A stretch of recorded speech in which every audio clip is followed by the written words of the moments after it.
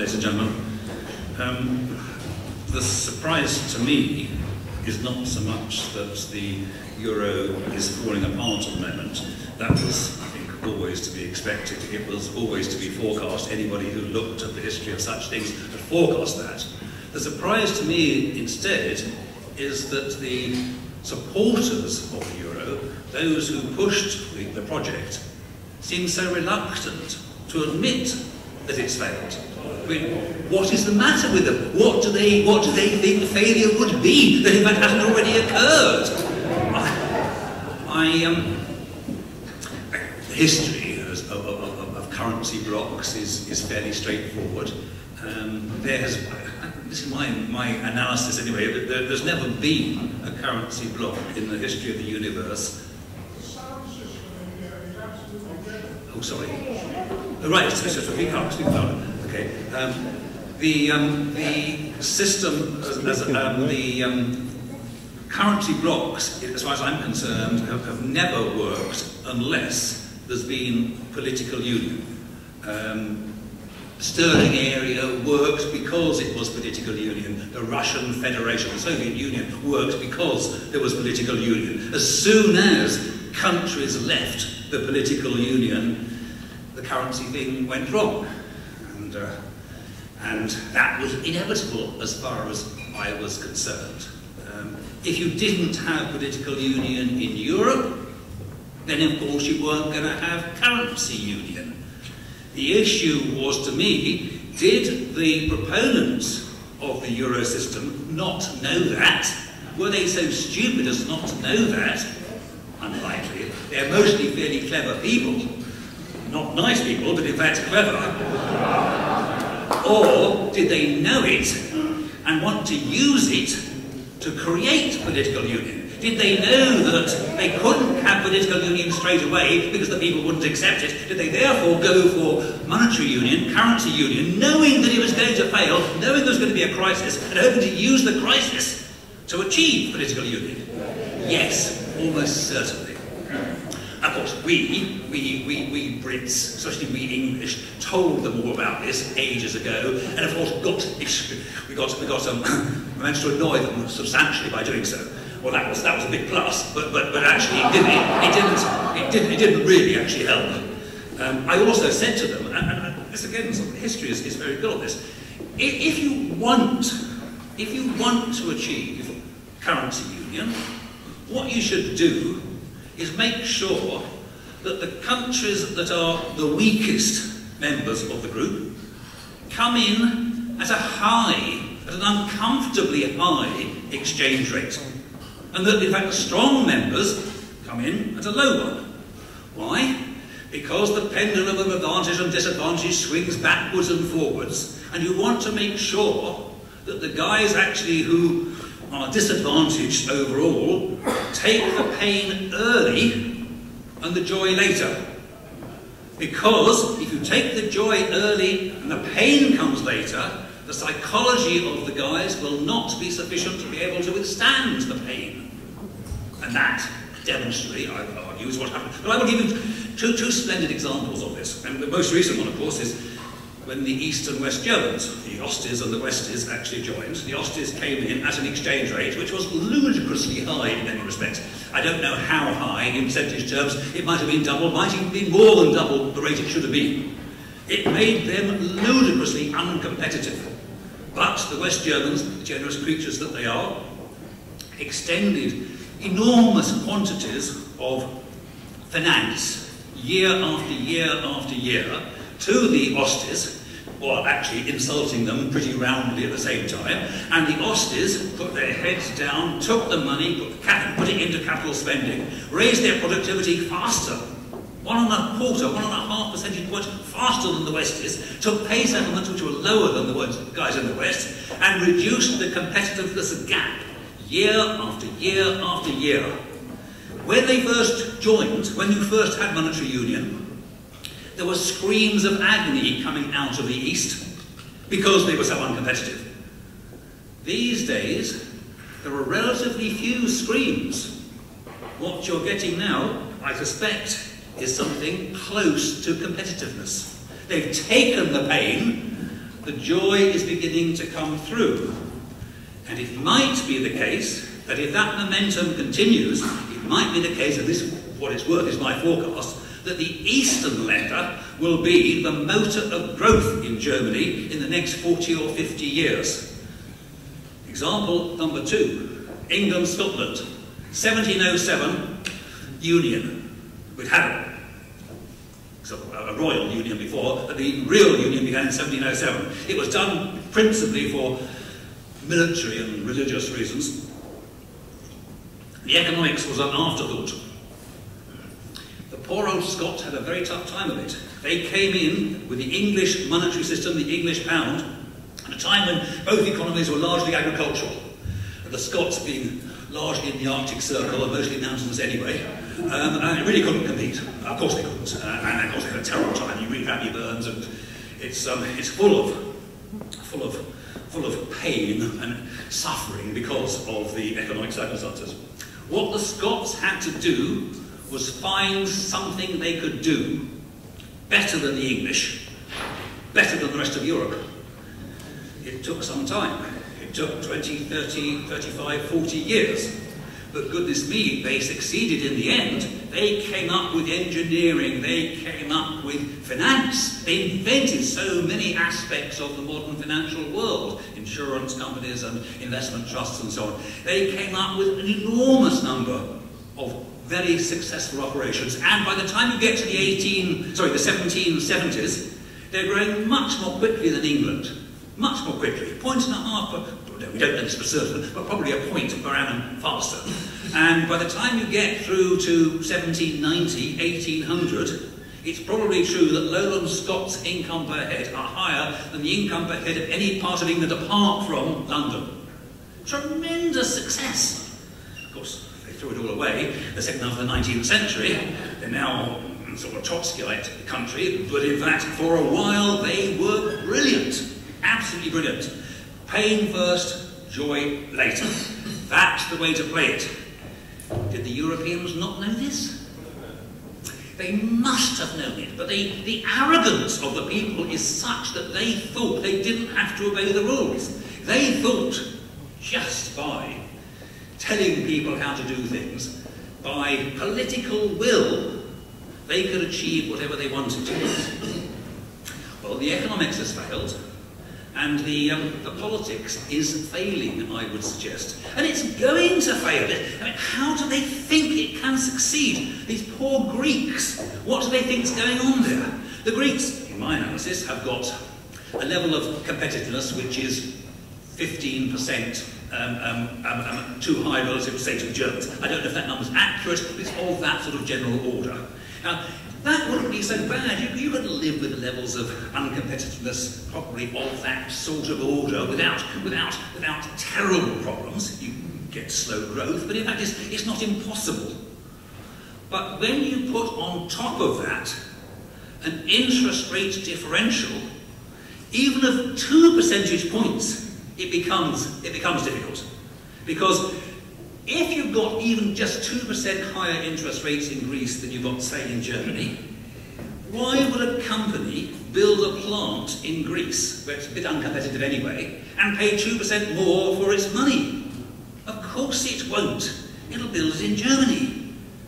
And if the interest rate is a bit more than that, then of course even more reason to do it. Now, you start off in a situation where the problems aren't so great. But in engineering, in mathematics, you have what we call situations of unstable equilibrium. Now, imagine for a moment the inside of a sphere, the ball bearing. Ball bearing sits at the bottom of the sphere, and if you move the ball bearing, it comes back to where it began from. So it's a nice stable equilibrium. It always comes back, whatever you do, right? Now imagine the sphere with the ball bearing on the top of the sphere. There is a position in which you can balance it, just. But any movement at all from that equilibrium position sends it off, and there's no way of coming back. Now then, this I think applies to economics as well. After you get yourself into a situation of unstable equilibrium, there is no way back. After you get yourself in, Greece gets itself into a situation where the markets, the community as a whole, feel that there is no way back for Greece, there jolly well isn't. What's happened to Greece is that it has got an interest rate and a currency and a competitiveness from which there is no escape. And it doesn't matter what they do.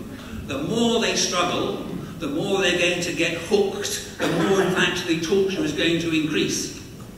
The unemployment rate is high already, and it's going to go up a great deal more. In the second quarter, we think GDP, we haven't got season-adjusted data, but in fact we think GDP fell at an annual rate of about 10%.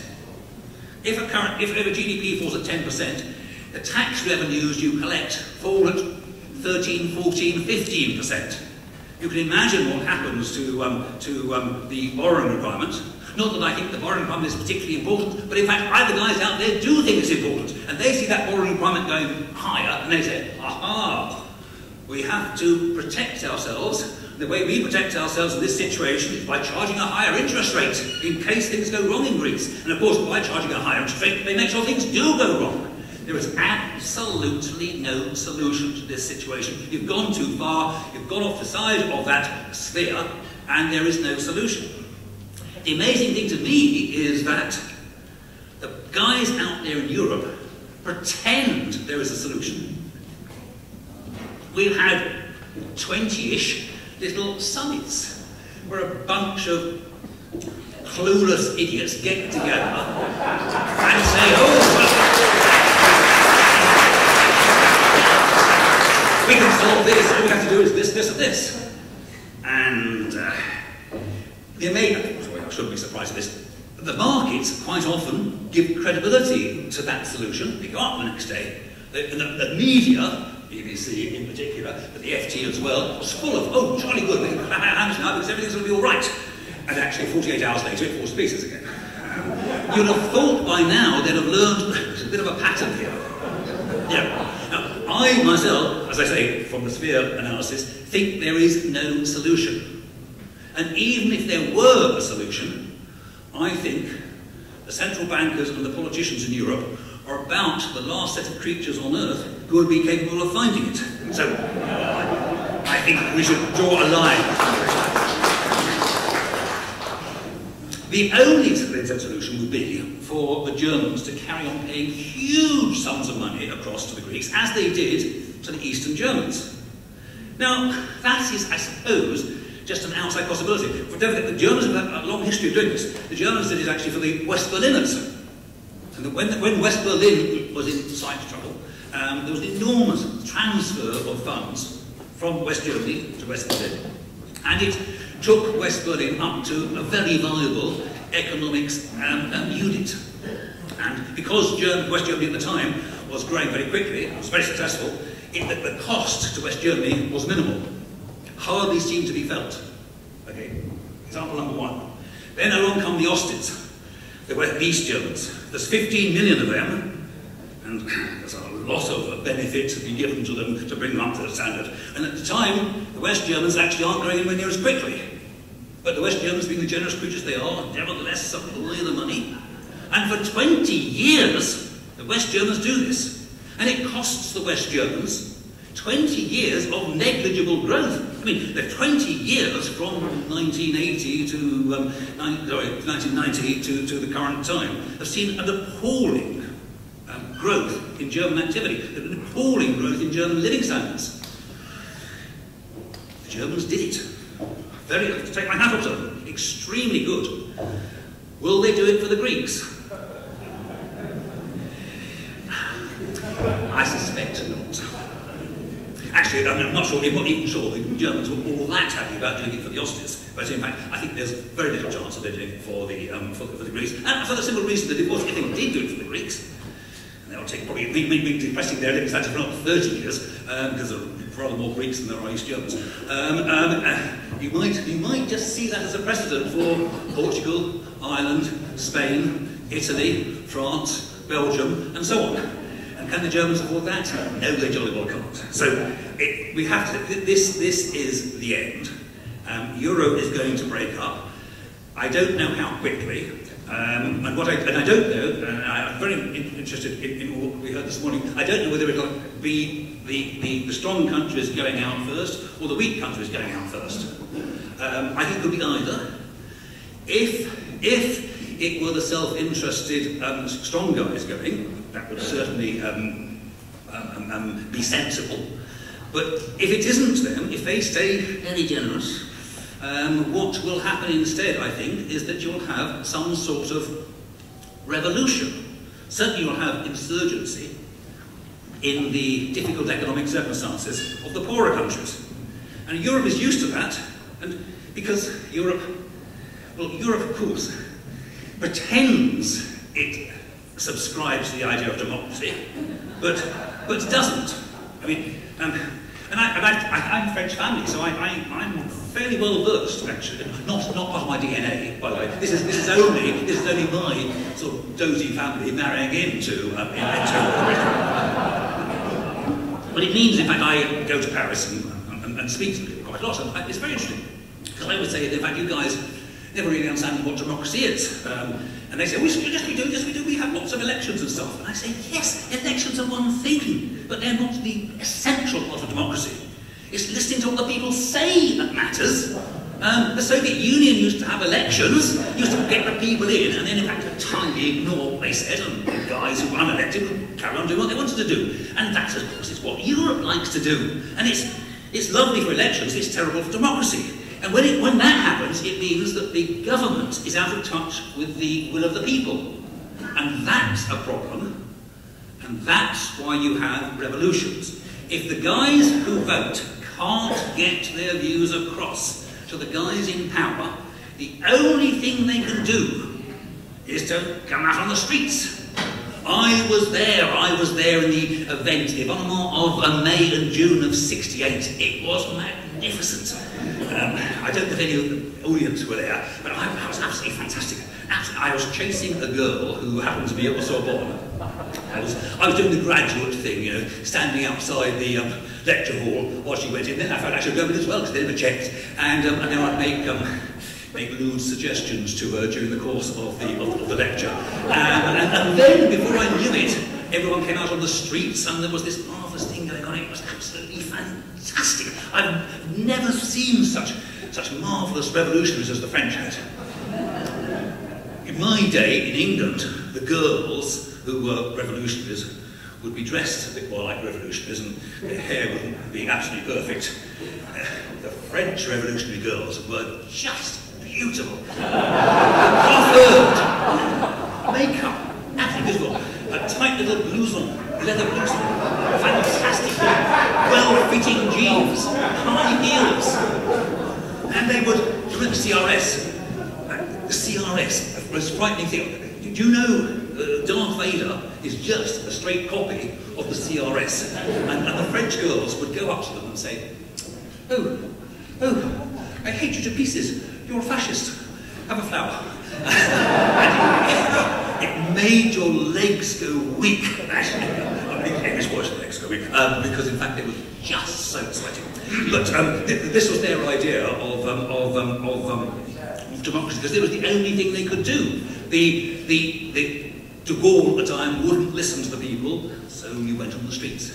In the end of the 18th century, the Bourbons wouldn't listen to the people, so out come the people. It's the only way when you won't listen. You've got to have some degree of democracy or you have revolution. By the way, just on the subject, why on earth would we let the French write the constitution for Europe? I mean, what is going on here? The French manifestly write bad constitutions. They've written 5 republic constitutions, and 2 monarchies, three empires, each one of them worse than the last. Each one of them has failed. Each one of them doesn't work. When the Americans had a revolution, 1789, whatever, and they wrote a constitution. That constitution was the most unimaginative constitution that's ever been written, because it was a straight copy of what the English had at the time, with the alteration only that in fact the president, the king, was elected. That's all. And it worked. It worked because in fact the English constitution worked at the time. The French, 2 or 3 weeks later, no, what we have to do we have to reinvent the wheel. We reinvent the calendar, the months, the seasons, the days of the week. We start again from scratch. And it doesn't work. It fails immediately. And after a few weeks, you get your Stalinist Robespierre. And he comes along and does the terror thing. And then, in fact, he fails as well. Then along comes the military dictator, Napoleon, who sets Europe on fire. And, in fact, dictator all across Europe. English have to go in, unfortunately, and sort it all out. But as usual pattern. But why would you let the French, who are manifestly the people who don't know how to write a constitution, why do you give this Giscard d'Estaing? God damn it, you'd give it to an Englishman who lacks imagination. That's what you should have done. Me. Anyway, look, the situation is fairly straightforward. Europe is in a terrible mess. And it is largely the consequence of the arrogance of the people who run it. And I personally don't see any way out other than guys on the street, revolution, unless belatedly the Barrosos and the other guys start listening to the people. Extremely unlikely, much more likely that in fact we have the upset. It's a great pity we're in there, but it's not too late. It's not too late probably to get out. Certainly distance yourself. Get your spade and bucket out and start widening the channel if you possibly can. Ladies and gentlemen, I've spoken for far too long. I think it's, there's nothing more to say because it's so obvious, isn't it? Is it? We'll probably be all right, but it would be better, I have to say, if we had, I think, a different leader. I think.